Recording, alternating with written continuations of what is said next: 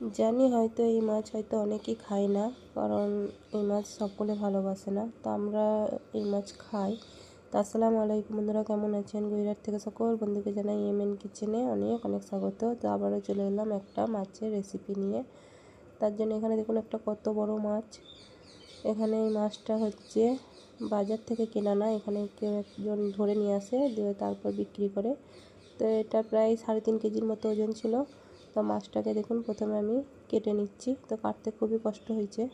তো এখানে দেখুন আমার মেয়েটা ন্যাজাটাকে নিয়ে জিজি করে লাফাচ্ছে। তো এইদিকে আমার মাছ কাটা হয়ে গেছে, ধুয়ে বেছে নিয়ে চলে এসেছি। এবার সব মাছটা তো রান্না করা যাবে না, তাই আমি যতটা প্রয়োজন ততটা মাছ নিয়ে নিয়েছি। তাতে পরিমাণ মতো লবণ, হলুদ ও তেল দিয়ে দিলাম, দিয়ে মাখিয়ে রেখে দিলাম। এরপর ওভেনটা জেলে কড়াটা চাপিয়ে নিয়েছি, কড়াই আমি তেল দিয়ে দিলাম। তেলটা গরম হয়ে গেছে, এরপর আমি একটা একটা করে মাছগুলো ছেড়ে নেব। এই দেখুন একটা একটা করে মাছগুলোকে দিয়ে দিলাম, এক পিঠ হয়ে গেছে। এরপর আমি মাছগুলোকে উল্টে নেব। এইভাবে দেখুন আমি মাছগুলোকে উল্টে নিচ্ছি। মাছগুলো ভাজা আমার হয়ে গেছে, এই ভাজা মাছগুলোকে আমি তুলে নেব। এই মাছগুলো কি নাম আপনারা অবশ্যই কমেন্টে বলবেন।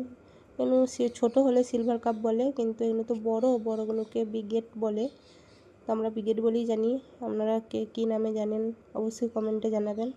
এরপর দেখুন বাকি যেই মাছগুলো ছিল সেই মাছগুলোকেও আমি ছেড়ে দিলাম, ভাজতে দিয়ে দিলাম, এবং সেগুলো ভাজা হয়ে গেছে, তুলে নিয়েছি। দেখুন মাছ ভাজাগুলো আমার কমপ্লিট। এরপর সেই তেলের মধ্যে একটা তেজপাতা, একটা এলাচ ও গোটা গরম মশলা, অল্প একটু কালো জিরে আর 1 চামচ এমনি জিরে দিয়ে ফোড়নে দিলাম। তারপর পেঁয়াজ কুচিগুলো দিয়ে দিলাম, দিয়ে ভালো করে আমি নেড়ে নেব। পেঁয়াজগুলো দিয়ে ভালো করে আমি নেড়ে নিচ্ছি। এরপর আমি লবণ দেব, কারণ লবণটা দিলে টপ করে পেঁয়াজগুলো নরম হয়ে যায়, এই জন্য লবণটা প্রথমে দিয়ে দিলাম। দেখুন পেঁয়াজগুলো নরম হয়ে গেছে এবং কালারটাও চেঞ্জ হয়ে এসছে। এরপর আমি টমেটো কুচিগুলো দিয়ে দেবো।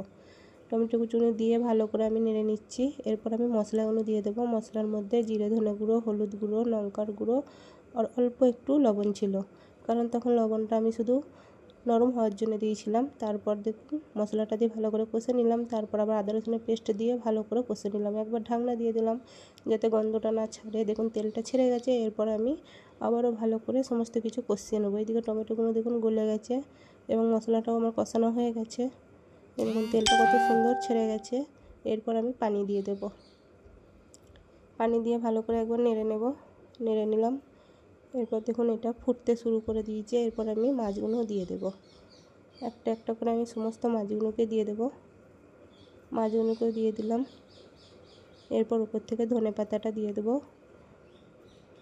তারপর অল্প একটু চিনি দেব, আপনারা চাইলে দিতেও পারেন নাও পারেন, কিন্তু আমি অল্প একটু দিলাম সামান্য পরিমাণে। দিয়ে দেখুন মাছ ঢাকনা দিয়ে দিলাম। ঢাকনাটা খুলে দেখি মাছ ফুটে গেছে। এরপর রান্নাটা আমার কমপ্লিট হয়ে গেছে। তো কেমন হয়েছে অবশ্যই বলবেন। যদি ভালো লাগে লাইক কমেন্ট ও শেয়ার করবেন। ভালো থাকবেন, দোয়া করবেন। আল্লাহ হাফেজ।